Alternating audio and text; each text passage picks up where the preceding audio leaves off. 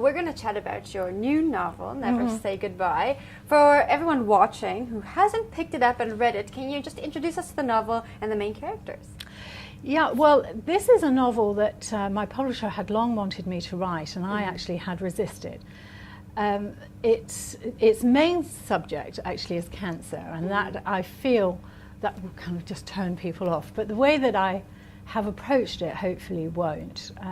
What I wanted to do was build a friendship between two women that is being brought about because of cancer. Yeah. One of them suffering, she finds that she finds the dreaded lump. And as she is diagnosed, so I take you right through the diagnosis and how funny some of that can be, which is surprising, isn't it? You wouldn't think there was that much to laugh at that time. But it's a kind of black humour. And then the other woman, she's a support worker, if you like. So they reach out and they actually reach across social barriers, and this tremendous friendship develops between the two of them that gives them both support in ways that they actually hadn't expected. And Josie, who is the one who has cancer, I think she's the kind of character that just everybody can identify with. She's a very ordinary person. She's struggling a bit financially with her husband. Her children are a little older, they're in their late teens. One of them's in prison. She's a woman who has problems going on in her life, and she doesn't need this. And it's her fight and her bravery and the support that she gets from Belle that makes the story. And I know that this sounds really depressing, but actually it is quite funny in places, and it does have quite an uplifting end. Well, it's great when you can take a story like that and allow people to laugh along with the characters and enjoy the ride. Now, how do you research for a book like this? Yeah, well, this one did ask for quite a lot of research, obviously, because I'm not a doctor. But I am very active with a charity in Britain called Breast Cancer Care.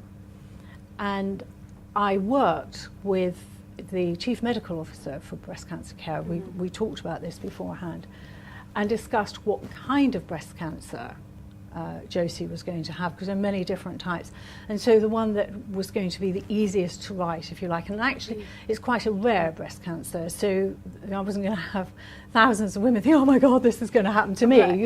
It is quite a rare form. And what I would do is write what I needed to write, what I needed to say. For example, she's going to be diagnosed.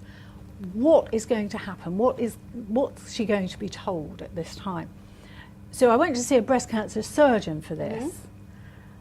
He told me how he would handle this particular interview, and he told me as well that he would know probably right away whether or not it was malignant, although he wouldn't tell her that. It would have to go through the right processes.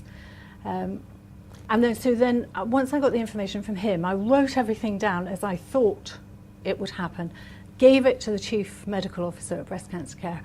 She changed it around a bit and just put it right, basically medically, and sent it back. And she was brilliant because she would get back to me within an hour. Jeez. I mean, isn't that amazing? That's awesome. And she was so good at annotating the manuscript, and I don't even know how to do that actually, but she'd do it in different colours, and I would know immediately what she meant, take out the bit that I got wrong, replace it with what she was saying, and then I could just move on. So she was fantastic. I could not have done it without her, obviously.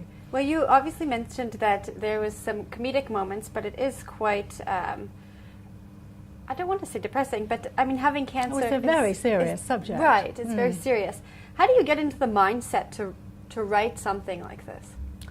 Well, that is the job of an author, isn't it? You get into the mindset of the character that you're writing about. And my own mother died from breast cancer, but I was very young when that happened.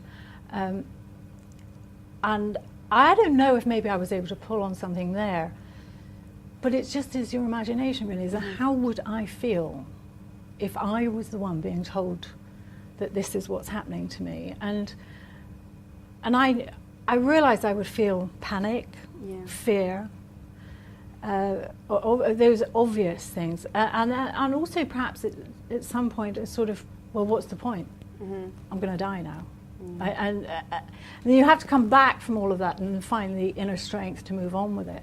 And you see Josie doing all those things and forgetting to react to people around her because her head is somewhere else, and, Yeah. and then worrying about, well, how are her children and family going to cope without her, and having to pull herself back from that. And I know it's hard to believe, but some of the ways that she does this are quite funny, and some of the other characters that she encounters bring certain humour into her life, because I think that is what it's like when you've got these illnesses. I mean, people do survive them, or are helped to survive them by this bizarre kind of black humour, which I know is quite British, but it's not uniquely British. So, yeah.